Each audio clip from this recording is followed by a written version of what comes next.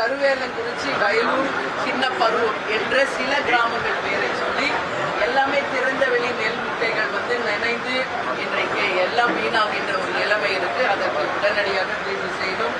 மழை வரும் பொழுதே நாம் எவ்வாறு மேகதாது அணை அடுத்த ஸ்டேட்டையே நம்பி இருக்கோம். நான் முதல் டே எப்படி சொன்னனோ அதை தான் இன்னைக்கு சொன்னேன். நமக்கு கிடைக்கும் மழை வரம், அந்த வரத்தை நாம் பாதுகாக்கணும். ஊர்வாருங்க கிடைக்கின்ற மழையை சேமிக்கணும், தடுப்பணைகளை கட்டணும்.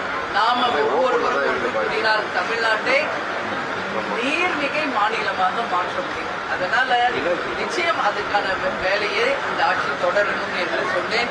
அது மட்டும் கிடையாது, இன்னைக்கு மேகதாதுவில் அணை கட்டுவதை பத்தி நிறைய பேசினாங்க.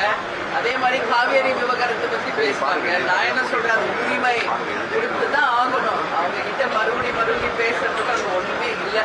மேகதாதுல டேம் கட்டக்கூடாது.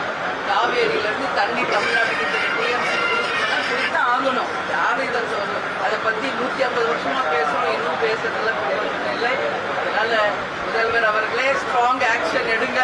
Be strong to take good decision. Strong decision நான் பேசியிருக்கேன் சட்டசபையில. எல்லாரும் தமிழ்நாட்டுக்காக, தமிழக விவசாயிகளுக்காக ஒன்று கூடுவோம்.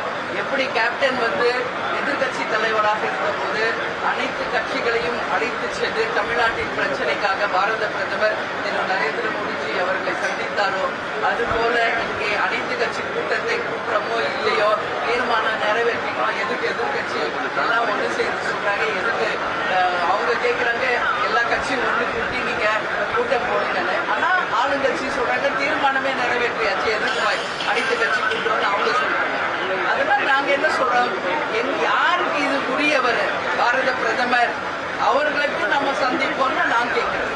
மேகதாது டேம் கட்டக்கூடாது, காவேரியில எங்களுக்கான உரிமை தரணும்னு சொல்லி தமிழ்நாட்டு அனைத்து தலைவர்களையும் ஒன்று கூட்டி நமது முதல்வர் விஜய் அவர்கள் சென்று பாரத பிரதமரை எப்படி கேப்டன் போய் மக்களுக்காக சந்திச்சாரோ அந்த மாதிரி சந்திக்கணும் என்ற கோரிக்கை இன்னைக்கு நான் அவையில் வைத்திருக்கிறேன்.